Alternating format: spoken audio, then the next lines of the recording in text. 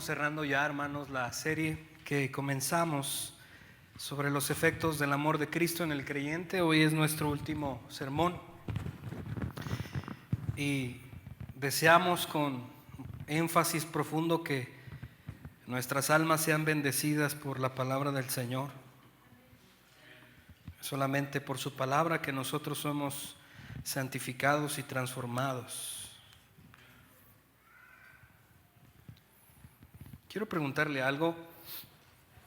¿Cómo usted sabe o cómo sabemos realmente si conocemos a alguien bien? ¿Cómo es que usted se entera o se da cuenta que usted conoce bien a una persona? Cuando hablamos del matrimonio, hermanos, es los que estamos casados, nos damos cuenta de lo que estoy diciendo porque conocemos cómo está nuestro cónyuge, sus diferentes etapas y desenlaces de los días, el estado de ánimo del cónyuge. Ya sabemos que cuando azota la puerta es que tal vez está irritada, ¿no? O cuando empieza a alzar la voz con los hijos, es momento de ponerse de pie, nosotros como varones, ¿verdad? Y hacer como que hacemos algo, sí. O las mujeres, las esposas, hermanos, cuando conocen a sus esposos, ¿no? De que están serios, se sientan serios a ver la tele, algo pasó, está preocupado en algo. ¿Cómo es que realmente sabemos que conocemos bien a alguien? Bueno, déjeme darle la respuesta, y es cuando caminamos con esa persona. Cuando por un tiempo prolongado, la mayor parte de nuestra vida o nuestro tiempo, experimentamos continuamente la experiencia de la misma vida con esa persona. Percibimos la vida y experimentamos la vida con esa persona la mayor parte del tiempo. ¿Cómo nos enteramos que conocemos a alguien? Es porque vivimos con esa persona. Y eso obviamente es razonable porque la mayor parte del tiempo nos acostumbramos a esa persona y comenzamos a conocer qué le gusta, qué no le gusta, cómo habla cuando está feliz, cómo habla cuando está triste, cómo habla cuando está molesta. ¿Por qué? Porque llevamos años caminando con esa persona. El apóstol Juan, hermanos, en su primera carta, en el capítulo 2, es maravilloso, hermanos, el apóstol Juan y lo que escribe, porque de hecho, quiero que vayan ahí conmigo, por favor. Porque de hecho el apóstol Juan es conocido por muchos teólogos, muchos escritores como el apóstol del amor, y usted puede leer el evangelio de Juan, que es tan maravilloso. De hecho el 90% de lo que está escrito en el evangelio de Juan no se va a encontrar en los otros demás evangelios. Es conocido también, hermanos, su carta o las cartas del amor. En este caso la carta primera de Juan. Y el evangelio de Juan, hermanos, también es conocido, aunque ahorita no vamos a estar hablando del evangelio de Juan, sino en su primera carta. Es conocido como el texto o el evangelio más sagrado, porque expresa, hermanos, la vida eterna de Cristo, no solamente su vida terrenal. De hecho, los evangelios lo dan por sentado, por eso se llaman sinópticos, porque es una sinopsis de la vida de Cristo Jesús terrenal. Pero Juan no se centra en eso, Juan se centra en el logos eterno. ¿Cómo empieza al principio? En el principio, el verbo, el logos de Dios. La palabra de Dios ya existía, el verbo estaba con Dios, el verbo era Dios. Juan no va a las genealogías como lo hace los demás evangelios. Juan habla desde la eternidad pasada. Cristo es Dios, Él es la luz, Él es la vida, y Él existía desde siempre. En su primera carta hace algo parecido. Lo que era desde el principio, lo que hemos oído, lo que hemos visto con nuestros ojos, lo que hemos contemplado y palparon nuestras manos tocante al verbo. Ellos vieron a Cristo, al Dios encarnado, y lo tocaron y lo escucharon. Y ahora Él da testimonio, y Él escribe en esta carta que Él testifica lo que Él vio, lo que Él escuchó de Dios en Cristo Jesús como ser humano, pero a la misma vez Dios. para que el gozo fuera cumplido en los demás, para que los demás participaran de esa experiencia vivencial de conocer a Dios. Pero quiero centrarme, hermanos, en el capítulo 2, versículos 3, 4 y 5. Voy a leerlo, acompáñenme con su vista. Dice: y en esto sabemos que nosotros le conocemos, si guardamos sus mandamientos. Capítulo 2, versículo 3, 4 y 5 de primera carta a Juan. Y en esto sabemos que nosotros le conocemos si guardamos sus mandamientos. Versículo 4. El que dice yo le conozco y no guarda sus mandamientos, el tal es mentiroso y la verdad no está en él. Pero el que guarda su palabra, en este verdaderamente el amor de Dios se ha perfeccionado. Por esto sabemos que estamos en él. Juan, hermanos, tiene en esta carta, está enfrentando, hermanos, a varios ataques que están sucediendo en el contexto general de este tiempo, por ahí del año 80 y tantos, donde él escribe esta carta. Y él está enfrentándose a algunos ataques de grupos sectarios que tienen algunas ideologías filosóficas anticristianas, heréticas, que de hecho hoy día siguen existiendo, nada más que se llaman diferentes. Pero en este tiempo específicamente había dos grupos a los cuales Juan estaba tratando de hacer una apología, hacer una defensa del evangelio, de la divinidad de Cristo, de la supremacía de Cristo, del conocimiento de Dios, que es un conocimiento claro y no oculto. Estaba hablando de estos grupos que eran los gnósticos, personas que eran como un grupo sectario donde tú podrías entrar solamente si tú tenías una iluminación de conocimiento, un conocimiento místico, un conocimiento que no está abierto a todo público. Eran los gnósticos. Y ellos creían, hermanos, y enseñaban que Jesús no había resucitado como una persona literal, sino que resucitó como un fantasma. Por eso Juan escribe que el anticristo es aquella persona que cree que Jesús no vino en carne, hablando de su cuerpo. Porque la realidad es, hermanos, si usted tenía dudas, es que Cristo el tercer día cuando resucitó, Él se puso de pie. Su cuerpo físico fue resucitado. Y su cuerpo físico fue llevado al cielo. Y cuando Cristo venga por nosotros, le veremos tal y como Él resucitó, glorioso, con su cuerpo glorioso, y le podemos tocar y ver. Pero también se enfrentaba a otro grupo, hermanos. No solamente eran los gnósticos, también era el hedonismo o los hedonistas. Y los hedonistas creían que solamente tú podrías concebir la vida cuando tú realmente experimentas los deseos carnales. En otras palabras, la vida está hecha para que tú disfrutes de ella todo, el sexo, las riquezas, todo. Y cuando lo hagas realmente vas a entender de qué es la vida. Y Pablo comienza a hablar, hermanos, con esto en mente, en estos versículos y en esta carta. Él habla acerca de conocer realmente al Señor. ¿Usted conoce a Cristo, hermano? ¿Usted conoce al Señor? En el versículo 3, hermanos, vayamos ahí. Note cómo empieza. Él dice, y en esto sabemos. La palabra, esta preposición y en esto, tiene que ver con que el apóstol Pablo después de allí va a comenzar a probar su argumentación. Él se anticipa con esta Pablo decir, y en esto, o sea que después de lo que él va a mencionar, está tratando de probar el punto que él quiere mencionar. Anteriormente, él había hablado acerca de que Dios es luz, y los que dicen ser de Dios están en la luz, y los que no son de Dios están en oscuridad. Él es la vida, y los que están en Dios, en Cristo, están en la vida.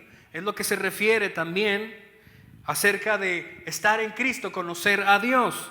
Y en el versículo 3 dice, y en esto sabemos. Noten ese verbo. Aquí hay en este versículo 3 verbos: saber, conocer y guardar. Noten esos 3 verbos que aparecen en el versículo 3, porque son importantes y es muy bueno profundizar en eso. En esto sabemos que nosotros le conocemos si guardamos sus mandamientos.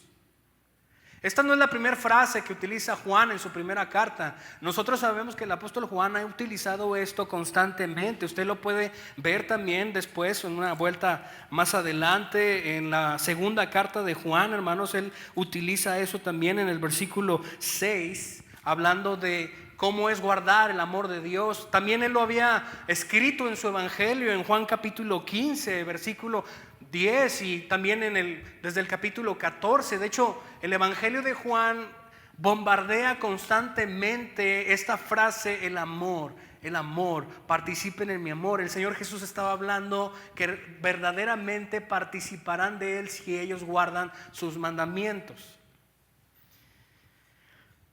Este solo verso se encuentra 3 verbos, hermanos, que están en presente activo, que quiere decir que lo que se está refiriendo Juan es que aquí existe una acción constante, sin vagar, en saber, conocer y guardar. Estos 3 verbos que aparecen aquí en el versículo 3 están en activo constante. ¿Qué quiere decir? Gramaticalmente lo que quiere decir es que esos verbos no dejan de, o no están pausados, sino que esas personas a los que se refiere Juan, obviamente cristianos salvos que conocen a Dios, están caminando con el Señor. Ellos conocen al Señor, ellos conocen quién es Cristo y ellos guardan el carácter de Cristo, guardan los mandamientos de Cristo constantemente, sin vagar, sin detenerse. Es algo constante, ¿sí? Juan le está hablando a los cristianos, hermanos, que han creído en Jesús para salvación. Y no solamente esto, sino que él mismo se une a esta declaración. Note ahí cómo él mismo se pone en tercera persona plural. Nosotros sabemos, y esto sabemos. ¿Quién es nosotros? Que nosotros le conocemos. Note esa frase: conocemos quién es nosotros si guardamos. ¿Quiénes guardamos? Nosotros sus mandamientos. Él se está poniendo igual con la misma iglesia. Somos discípulos. Yo le conozco, ustedes le conocemos, todos le conocemos. Hablando de la iglesia. Los 2 primeros verbos, hermanos, vienen de la misma raíz. Note ahí en el versículo 3, en el idioma original, es la palabra ginosco. Y esta palabra ginosco quiere decir, o quiere dar a entender, conocimiento experiencial, vivencial. No solamente es un conocimiento teórico, sino es un conocimiento de experiencia. Son las 2 cosas. Está el conocimiento de la teoría, pero ahora también está con mismo comunicación o con la misma dinámica juntos, la experiencia. Y la primera parte que utiliza Juan, hermanos, es que nosotros ginosco, dice, y en esto sabemos, conocemos, nosotros ginosco, que nosotros le ginosco si guardamos sus mandamientos. Estas 2 palabras, hermanos, de conocimiento tienen que ver con un conocimiento de que ellos conocen, han tenido un encuentro con la gloria de Cristo. No es solamente un conocimiento que alguien te predicó la palabra de Dios y ok, ya lo sabes, ya lo tienes registrado. Esto es un conocimiento, hermanos, que ha transformado tu vida. Es un conocimiento que ha cambiado radicalmente la vida de los creyentes. Y ahora estas personas saben quién es Dios. Conocen su carácter. ¿Usted conoce quién es Jesús, amado hermano? ¿Usted sabe qué es el Evangelio? En una ocasión le preguntaron al hermano R.C. Sproul y al hermano MacArthur acerca de qué es lo más difícil que sucede en el tiempo de la iglesia, y ellos contestaron lo mismo, diciendo que lo más difícil que está aconteciendo en la iglesia es que la iglesia no conoce a Dios. Y el hermano MacArthur dice: y tampoco conocen el Evangelio. Y empezaron a hablar acerca de estadísticas, hermanos, de escritores y de personas, de editoriales que publicaban libros cristianos, acerca de 6,000 personas entrevistadas, y les preguntaron, cristianas, ¿qué es el Evangelio? Solamente el 1% supo decir qué es el Evangelio. ¿Usted conoce a Cristo? Usted pudiera decirme qué es el Evangelio ahorita. No tiene que hacerlo. Usted pudiera decir, el Evangelio es esto. Porque muchas veces, decía también hermano Sproul, que nosotros pensamos que el Evangelio es que Dios me ha dado vida eterna, decía él. El Evangelio es que Dios me ha dado vida eterna y ahora tenemos salvación. Pero la realidad es que ese es el efecto del Evangelio. Ese no es el Evangelio. Muchos dicen que el Evangelio es la palabra de Dios. Bueno, obviamente tiene palabra de Dios, pero estrictamente tenemos que trazar la palabra con precisión, ¿verdad? Tenemos que llamar las cosas como son. Usted conoce a Dios, hermano. Usted está caminando con Él. El apóstol Juan, hermanos, escribe en estos dos verbos que es una experiencia que no le contaron a otra persona, sino que esas personas viven constantemente conociendo. Ellos se han encontrado con la gloria de Cristo, ellos se han encontrado con el convencimiento del corazón a través del Espíritu Santo y ha transformado su vida.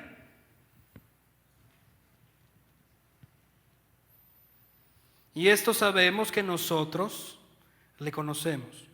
Lo que Juan está planteando aquí en este versículo, hermanos, es la prueba de que realmente usted es salvo. Es la prueba realmente de si usted realmente ha sido alcanzado por la gracia del Señor. Porque dice, y en esto sabemos, note eso, lo que está planteando es una prueba, es una evidencia. ¿Cómo yo sé que soy salvo? ¿Cómo yo sé que estoy en el Señor? Porque le conozco. Nosotros en esto sabemos que nosotros le conocemos si guardamos sus mandamientos.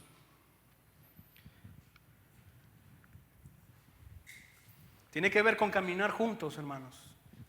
Este ginosco, este conocimiento tiene que ver con que vamos tomados de la mano con el Señor y vamos caminando con Él toda nuestra vida. No es un cuento que escuchaste de otra persona, es tu vida la que estás narrando. ¿Le conoces? Lo que siguiente dice el apóstol Juan, hermanos, es que aquellas personas que realmente le conocen tienen la evidencia clara y él no está titubeando, él no está pensando, él no está imaginando, no está proponiendo. Él dice con seguridad, los que le conocen guardan sus mandamientos.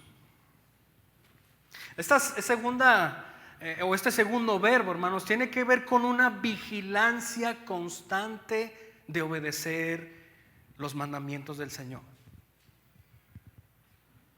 Fíjese cómo va enraizado todo esto. Lo que Juan está diciendo, hermanos, es que la evidencia de aquellas personas que realmente dicen ser hijos de Dios, salvados, se evidencia, valga la redundancia, que andan en los caminos del Señor, que están cumpliendo los mandamientos del Señor. Es fácil, ¿verdad? ¿Entender la dinámica? Es fácil. Y esto, hermanos, está propagado en toda la palabra de Dios. Debe de haber una coherencia. Debe de haber una coherencia en lo que yo digo con lo que yo vivo. Y sabemos, hermanos, Santiago habla de esto en su carta, en el capítulo 2, acerca de que si realmente tu fe es viva, entonces demuéstramelo conforme de tus obras. El apóstol Pablo también habla en esto en Efesios capítulo 2, cuando dice que Dios nos ha salvado ¿para qué? Para andar en las obras que Él ha preparado de antemano. Hay una correlación. Dios se ha encontrado con nosotros, le conocemos. ¿Cómo yo sé? Porque yo camino con Él, porque yo obedezco sus mandamientos. Usted puede notar todo esto que está irradiado, hermanos, en toda la Biblia. Hay una transformación de corazón, y esto era algo que antes de Cristo no podía pasar, antes de Cristo no existía. Había una incapacidad moral, hermanos, y espiritual en nosotros, en el pueblo de Israel. Usted lo puede ver cuando el Señor Jesús habla a través de sus profetas. Jeremías, cuando dice que va a llegar el momento donde Él va a sacar su corazón de piedra, pondrá uno de carne y ahora le conocerán. Dice, todos me conocerán, todos, hasta los niños me conocerán. Todos sabrán de mí y pondré mi ley en sus corazones. Todos sabrán. Esa incapacidad se irá. Y así es para los que son realmente hijos del Señor. Ahora, ¿por qué estoy diciendo esto? Es porque el amor de Dios, hermanos, evidencia realmente si nosotros estamos en Cristo. El amor de Dios que se ha derramado en nosotros, como dice el apóstol Pablo en Romanos capítulo 5, versículo 5, a través del Espíritu Santo, es evidente. Y hemos estado predicando acerca de los efectos del amor de Cristo en el creyente. ¿Qué produce el amor de Cristo en nosotros? Y ya estuvimos viendo muchas cosas de lo que produce. Pero lo que yo quiero rescatar en esta escritura, hermanos, es que la gran evidencia es que si tú realmente tienes a Cristo en tu corazón, el efecto mayor es amar a Dios, amar sus mandamientos. Y ahorita vamos a ver otro. Cómo yo sé que realmente conozco a Dios es porque camino con Él. Cómo yo sé que realmente amo a Dios. Cómo yo sé que realmente estoy siendo transformado. Porque la vida cristiana es eso, hermanos. Nuestro éxito como cristianos es vidas transformadas. Si usted no está siendo transformado, usted entonces no es cristiano. Así de sencillo. Porque el cristiano real es transformado progresivamente al carácter de Cristo. ¿Sí? Entonces Juan dice, hermanos, que en esto sabemos que nosotros le conocemos si guardamos sus mandamientos. Esa frase, hermanos, de guardar, o también está, como ahorita lo decía en la segunda carta de Juan, dele ahí unas páginas adelante, en el versículo 6, dice: y este es el amor, que andemos según sus mandamientos. Este es el amor, que andemos en sus mandamientos.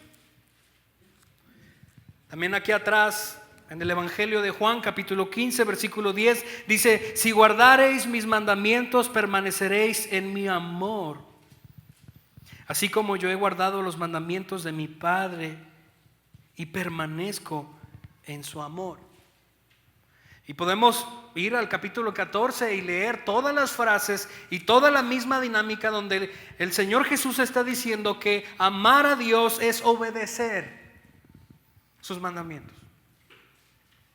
Esto no se trata de sentimientos. Esto no se trata de cómo me siento ahora. Esto se trata de determinación y obediencia.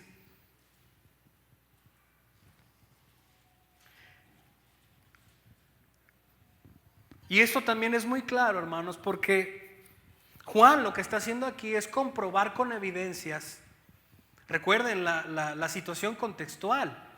Hay gnósticos, hay grupos heréticos que dicen que ellos conocen a Dios, pero ese conocimiento es tan alto que no lo puede entender la gente. Así que es un conocimiento cósmico, es un conocimiento reservado solamente para los que son intelectuales. Y Juan dice: no, el que conoce a Dios vive como Él quiere que vivamos. Así de sencillo.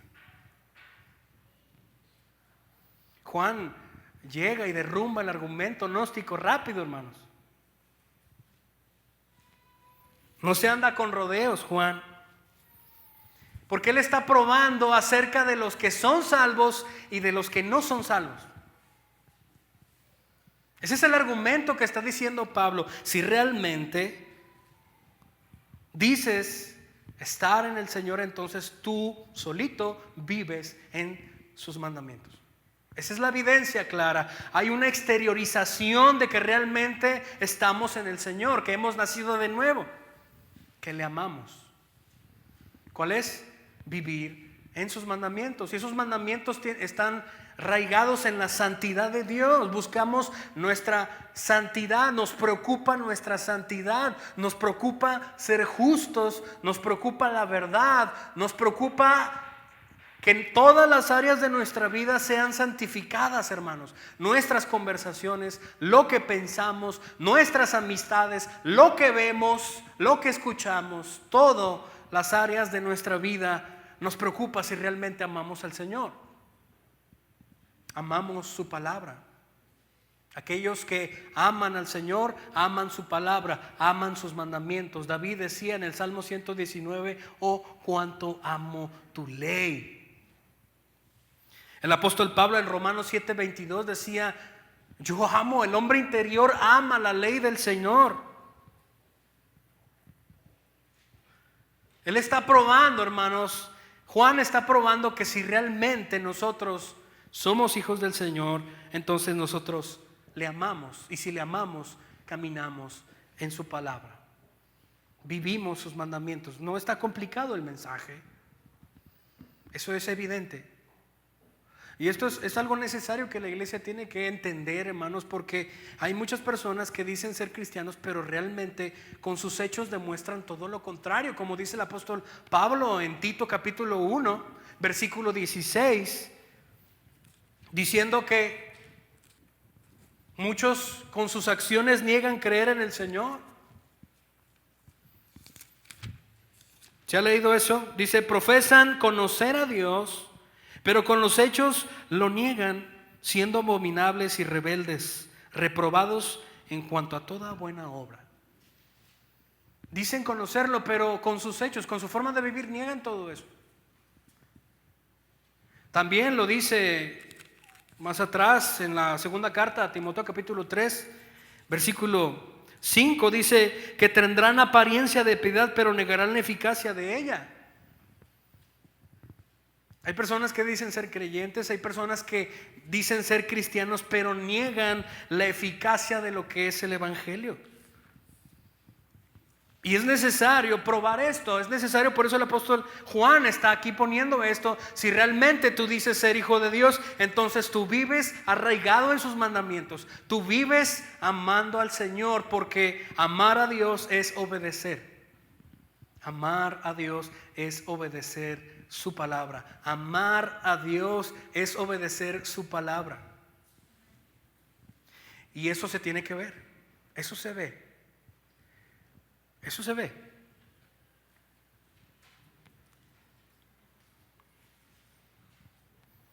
Versículo 4. El que dice yo le conozco y no guarda sus mandamientos, el tal es mentiroso y la verdad no está en él.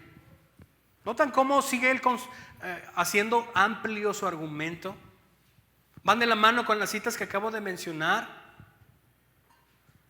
Juan dice que si una persona verbaliza, dice yo conozco a Dios, yo conozco el gran misterio de Cristo, pero si su vida no es consistente, hermanos, el tal es mentiroso. No hay verdad en esa persona. Y hermanos, no podemos decir, bueno, en nuestra iglesia no pasa eso. Realmente usted puede analizar, hermanos, cómo se supone que tendríamos que vivir todos, ¿verdad? En santidad, siendo cristianos como una iglesia sin muros, comportándonos aquí igual en el trabajo, con honestidad, con santidad. ¿Qué es lo que vemos cuando nadie nos ve?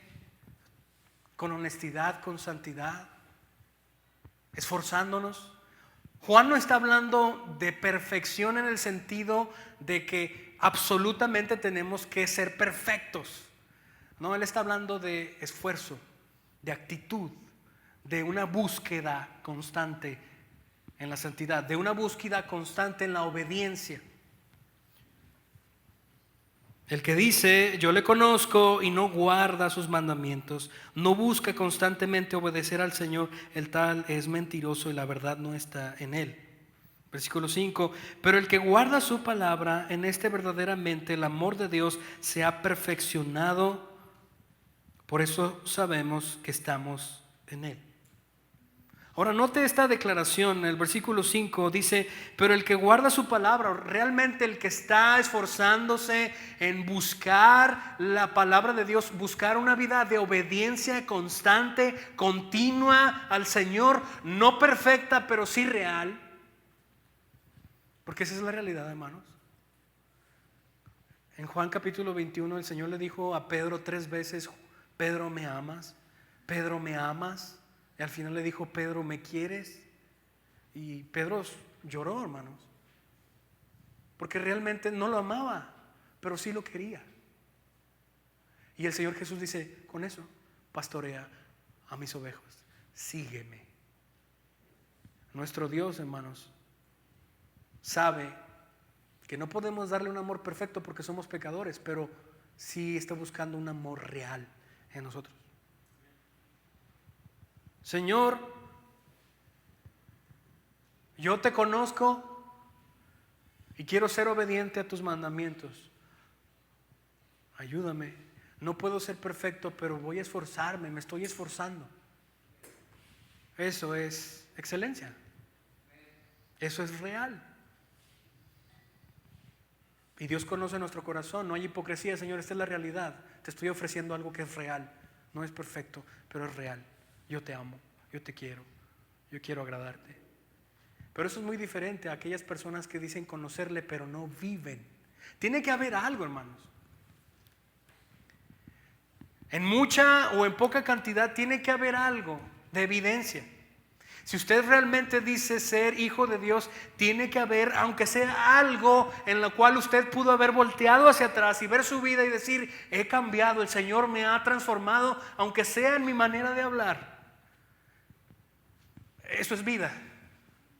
Pero si usted realmente voltea a ver a su vida y se sigue viendo igual y no hay una transformación, usted necesita venir ahorita, hoy, en arrepentimiento y fe, para que pueda ser perdonado y el Espíritu de Dios venga a su vida, para que Dios lo salve.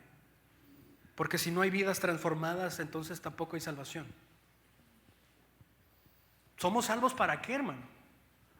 ¿Nada más para ser salvos y para ir a la eternidad con el Señor? No, somos salvos para vivir aquí en este mundo en santidad, en las obras que Él ya preparó de antemano para que anduviéramos en ellas.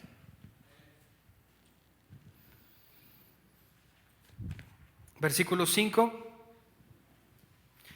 Note cómo dice que el que guarda su palabra, y otra vez guardar su palabra, tiene la idea de una obediencia continua a los mandamientos del Señor.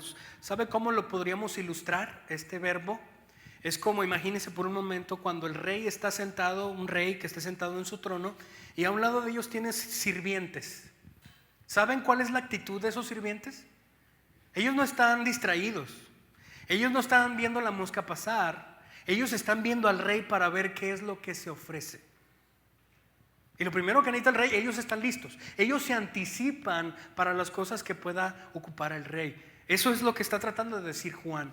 Nuestra obediencia es: Señor, estoy viendo tu palabra y sé qué es lo que tengo que hacer, dame fuerza, me anticipo a eso, sé lo que tengo que hacer. Dame fuerza para hacerlo, porque sé lo que tengo que hacer. Como dijo Santiago, y el que no lo hace él es pecado. Es grave eso. Pero note esto que dice la verdad. En verdad o verdaderamente el amor de Dios se ha perfeccionado. Estamos hablando acerca de los efectos del amor de Cristo en el cristiano. ¿Cómo yo sé realmente que el amor de Dios está conmigo? Es cuando yo obedezco al Señor. Es cuando yo amo su palabra. Es cuando yo amo su carácter. Me deleito en quién es Él. Quiero saber más de Él. Mis días siempre tienen que tener un momento para orar y para escuchar la palabra, para leerla. Si no, no puedo. Todas mis decisiones, primero está el Señor y lo demás. Así luce una persona que ama al Señor. Si el Señor le dice perdona, él va a decir: Señor, me cuesta, pero voy a ir a hacerlo, porque yo te amo a ti. Si el Señor dice deja este pecado, tú lo vas a hacer porque tú amas al Señor y porque tú cumples sus mandamientos por amor. No es algo que suene como moralista, hermanos, porque el moralista siempre quiere conseguir algo con sus acciones. El moralista es, bueno, yo voy a amar al Señor para ver qué me da Él. Hermanos, eso sáquelo de su corazón, por favor. Porque lo que realmente es esto, nosotros ya tenemos con Cristo todas las cosas y no necesitamos hacer algo para impresionarlo. Lo que hacemos lo hacemos por gratitud y por amor. Porque ya tenemos con Cristo todo. Todo. No seamos moralistas. Eso no es cristianismo. El que realmente conoce al Señor, el amor se ha perfeccionado en él. Ahora, ¿qué quiere decir esto, hermanos? Nosotros podríamos decir, voy a irme rápido, que la palabra perfección aquí es que aquella persona que obedece a Dios está madurando. Podría verse así. Pero la palabra que utiliza aquí Juan, hermanos, es teleio, y es la misma frase que utilizó el Señor en la cruz, de telestai. Y esa frase, hermanos, tiene que ver con completado. Haber completado una tarea. Haber llegado a consumar la misión. Entonces, ¿qué es lo que quiere decir Juan, hermanos, con que el amor se ha perfeccionado en aquella persona que obedece al Señor? ¿Qué quiere decir? Que la obra perfecta de salvación de Cristo se ha completado en esa persona. ¿Y cuál es la evidencia? Que vive en los mandamientos del Señor. Qué hermoso, ¿no? ¿Sí lo puede ver? Qué glorioso es. Todo se trató de Él. Él vino y nos buscó. Nos encontró. Nos regresó al redil. Nosotros no se lo pedimos, Él vino por nosotros. Dejó a las 99, fue y nos encontró, nos cargó en sus hombros, nos regresó, nos curó, nos perdonó, nos dio vida eterna y no lo merecíamos para nada. Y sigue estando aquí para siempre.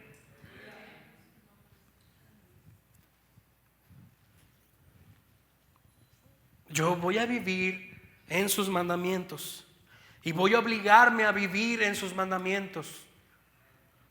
Porque sus mandamientos no son gravosos para los que aman al Señor.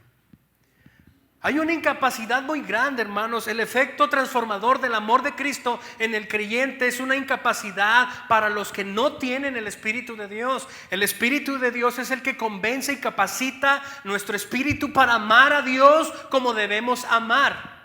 Pero el que no tiene el Espíritu de Dios está incapacitado. Él no puede amar a la altura. Entonces dejamos claro, hermanos, que aquellas personas que conocen al Señor, aquellas personas que realmente se han encontrado, o más bien Dios se ha encontrado con ellos y ha habido una transformación, es que esas personas aman su palabra, aman sus mandamientos, viven obedeciendo. Ese es el amor, ese es el carácter o la característica más grande del amor transformador de Cristo, que yo puedo y deseo vivir bajo sus mandamientos. Pero hay otra, hermanos, hay otro efecto grande y se encuentra aquí mismo, pero en el versículo 9 dice: el que dice que está en la luz y aborrece a su hermano está todavía en tinieblas. El que ama a su hermano permanece en la luz y en él no hay tropiezo. Pero el que aborrece a su hermano está en tinieblas y anda en tinieblas y no sabe a dónde va, porque las tinieblas le han cegado los ojos. La evidencia transformadora de que nosotros estamos arraigados en su amor es que yo amo a Dios, amo sus mandamientos y amo a mi hermano. No pueden estar divorciadas esas dos ideas, como lo dice aquí Juan, y más adelante, y eso está impregnado en todo el Nuevo Testamento. Dice, aquel que dice que ama a Dios y aborrece a su hermano, no, eso es una mentira. Dice Juan, no puede ser verdad. Él está en oscuridad. Ahora, note algo demasiado aplastante en el versículo 9. El que dice que está en la luz y aborrece. La palabra aborrecer, hermanos, significa amar menos, pero tiene una raíz bastante interesante. Lo que quiere decir es odiar. Odiar a alguien. Y usted puede decir, Espérame, yo no odio a nadie. Pero el odio, hermanos, es el antagonista del amor. El odio es lo que todo lo contrario no puede ser el amor. O viceversa. El amor es todo lo que nunca va a ser el odio. Es como el agua y el aceite. Y cuando uno, hermanos, odia a su hermano en Cristo, tiene una actitud. Y este es lo aplastante. Usted puede decir, yo no siento sentimientos de odio. No estamos hablando de sentimientos, estamos hablando de forma de vivir. Es lo que Juan se refiere. Aquel que ama a Dios vive en el camino del Señor. Aquel que odia vive odiando a su hermano, aborreciéndolo. ¿Y en qué implica esto, hermanos? Déjeme ilustrarlo con esta idea. En el Antiguo Testamento, en Proverbios capítulo 13 versículo 24, hay una reprensión, o más bien hay una constitución, hay una idea interesante, y es que dice Salomón que el padre que no corrige a su hijo lo está ¿qué? Odiando. Wow. Ok, acérquense, vamos a juntos a ver qué es lo que está tratando de decir Juan. Lo que estamos hablando, hermanos, es que cuando yo, como miembro de IDCL, salvado por Cristo, no amo a la altura a mi hermano, yo lo estoy odiando. Eso debe aplastar nuestro corazón ahorita, así como lo ha hecho conmigo. Cuando usted no está amando a su hermano a la altura, usted lo está odiando. Y eso debe incomodarnos a todos, pero no dejarnos así con manos cruzadas. La idea es que la palabra nos lleve a actuar correctamente.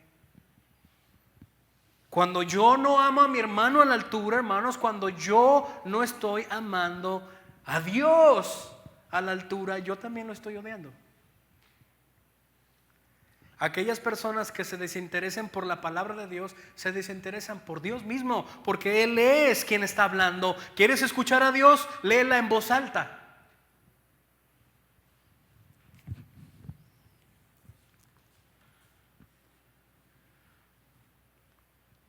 El que dice que está en la luz y aborrece a su hermano es una mentira.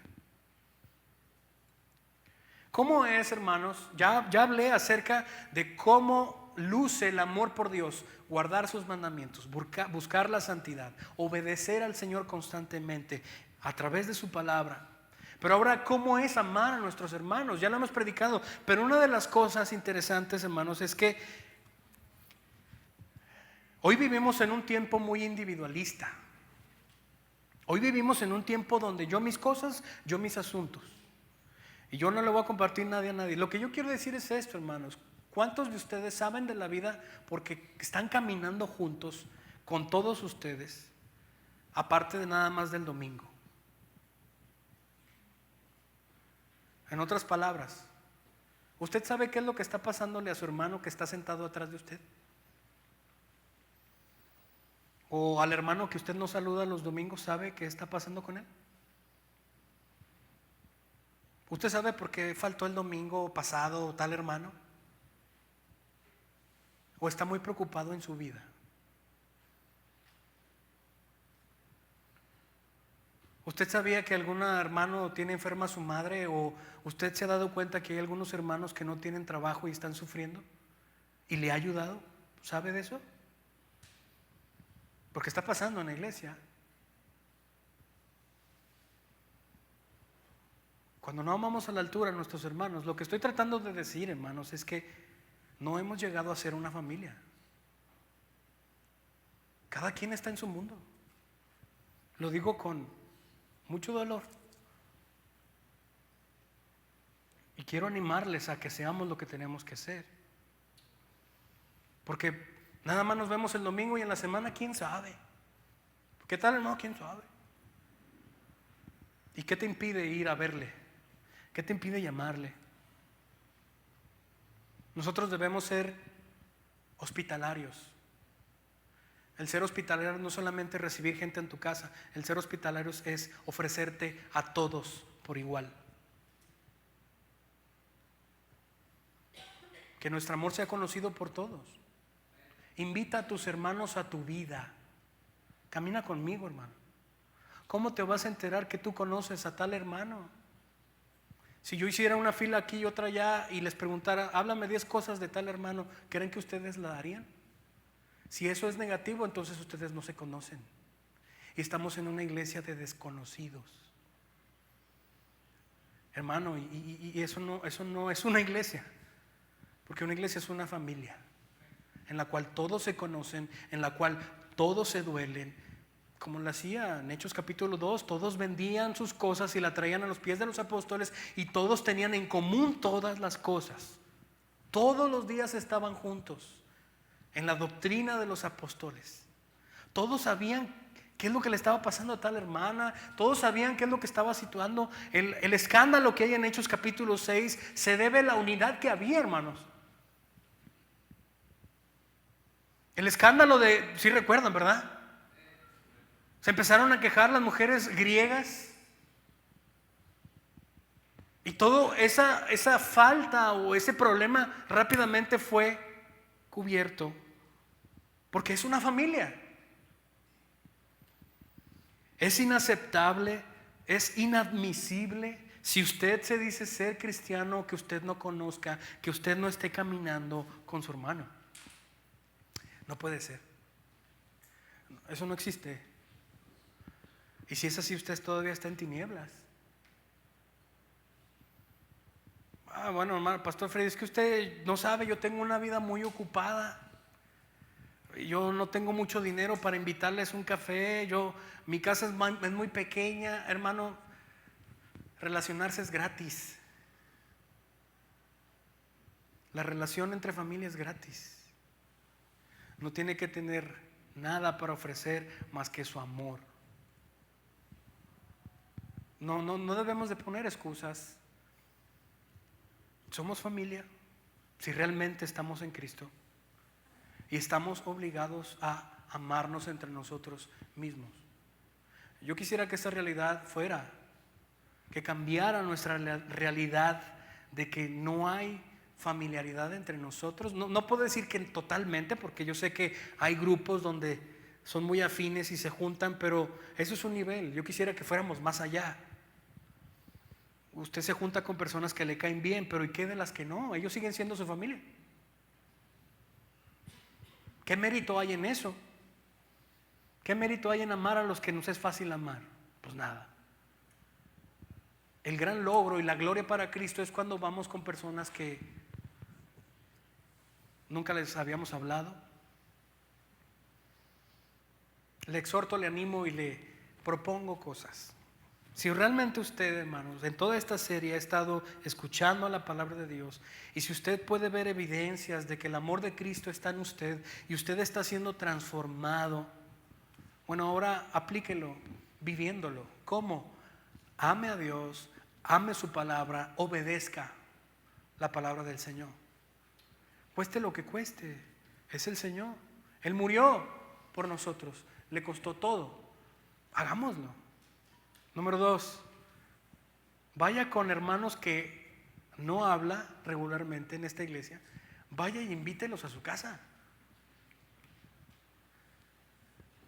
Ahora que estamos en las pláticas preplantación, hermanos, con el equipo misional, la primera plática que tuvimos fue precisamente eso, ¿verdad, hermanos? Fue que les dije, hermanos, de aquí en adelante, desde hoy en adelante nos vamos a ver como familia. No se trata de sentimientos, se trata de acciones, de convicciones. Tenemos el WhatsApp, el grupo de WhatsApp, y ahí subimos textos bíblicos. Nos animamos, hermanos. Y yo estoy convencido que el Señor nos está uniendo, el Señor nos está haciendo crecer en amor. Escuchaba el miércoles pasado el testimonio de una hermana de las que son miembros del equipo, decir que ella había anhelado tener una amistad así por mucho tiempo y que en ese momento ahora el Señor se la estaba dando. porque hay amor, porque nuestros temas de conversación es Cristo y su palabra.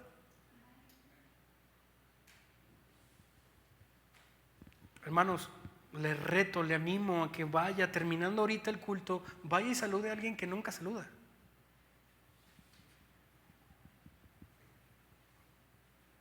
Vaya e invite a alguien a su vida. ¿Recuerda la predicación de la línea pasada?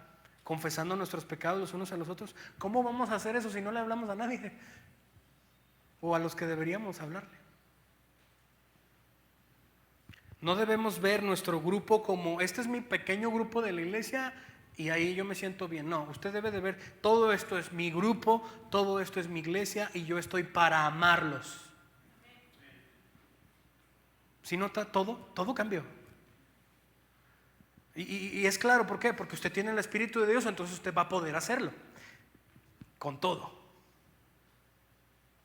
Deje que el Espíritu tome control. Y si usted no puede hacer eso, quizá usted está en oscuridad. Si usted no puede amar así, usted está en oscuridad. Usted no ha visto la luz. Usted necesita venir en arrepentimiento y fe para ser salvado por el Señor. ¿Le cuesta? Una de las grandes cosas, hermanos, es que, como decía Miguel Núñez en la mañana, decía, yo he visto muchos cristianos talentosos, muy capaces, muy inteligentes, pero pocos piadosos que puedan amar. Realmente, hermanos, yo como pastor, ahora que vamos a plantar, estoy más interesado en el carácter piadoso que en lo que sepas hacer. No me importa mucho qué es lo que sabes hacer o no sepas hacer. Yo quiero ver el carácter de Cristo en ti, porque eso es lo que impacta más a la gente. ¿Usted cree que mi predicación va a impactarle más a usted o que me vea un día en su casa sirviéndole? Los hechos impactan más que hablar. Al terminar el culto, hermano, salude a todos los que puedan, pregúntenle cómo está, si puede ayudarle en algo. Hermano, me enteré que está enfermo, o cómo ha estado, ¿le puedo ayudar en algo? Quizá le puedo llevar ahí unos panes de azúcar con 1 litro de leche para que no se agüite. ¿Puedo hacer algo por usted? Todos deberíamos hacerlo así, hermanos. Miren, si nosotros fuéramos esos cristianos realmente, por el poder del Espíritu, esta iglesia estuviera a reventar. Porque todo el mundo quisiera estar con gente que los tratara así. ¿O no? La prueba más grande de que el amor de Cristo nos ha transformado, hermanos, es que amamos. Amamos. Sin recibir nada a cambio, sin esperar nada a cambio, lo hacemos por gratitud, sacrificialmente, tratando de sofocar el sufrimiento de los demás y buscar el gozo de los demás. Por eso el amor es sufrido. El amor todo lo sufre porque todo lo entrega. Se queda sin nada. Ese es el amor de Dios. Así funciona. Hermanos, amemos al Señor. Amemos sus mandamientos y amémonos entre nosotros, realmente. Si decimos ser hijos de Dios y que estamos en su luz, entonces demuéstrenlo. Demuéstrenlo. Abran su corazón entre ustedes mismos. Mi casa es su casa, pueden estar ahí cuando quieran. Háblense porque está chiquita y a lo mejor no acabemos, pero pueden estar. A mí me gusta tener gente en mi casa, menos mis sobrinos porque son muy llorones.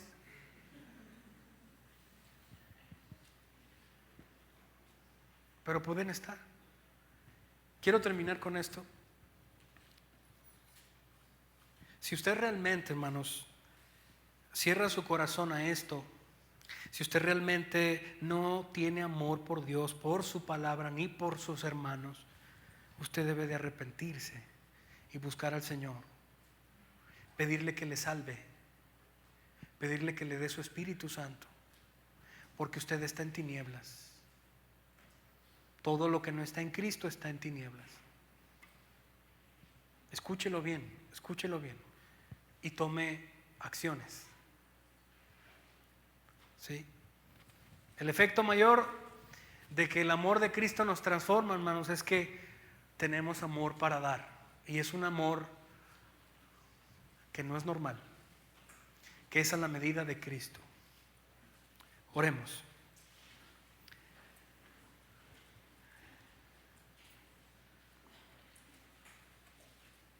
Padre Santo,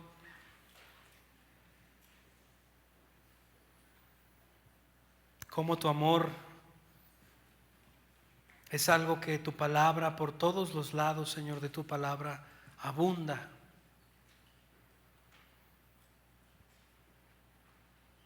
Cuando tú resumiste la ley, Señor, amarás al Señor tu Dios con todo lo que tienes y con todo lo que eres. Y dijiste que también el segundo mandamiento era parecido, amando a nuestros prójimos como a nosotros mismos. En esto se resume toda la ley. Padre, desde el Antiguo Testamento tú das a conocer que eres un Dios de amor y que tu amor transforma.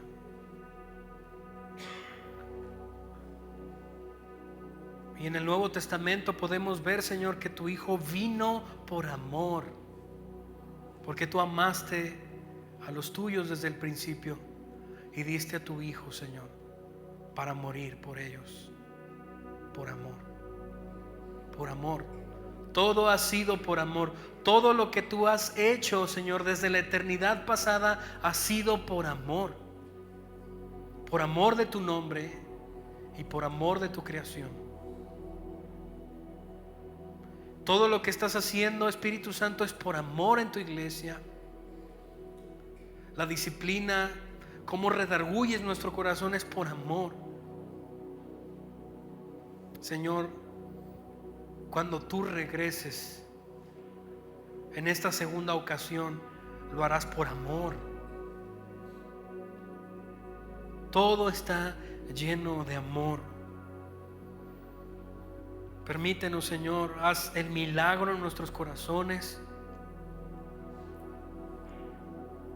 Haz que nos podamos rendir a ti, Señor, para entregarnos a ti en completa obediencia,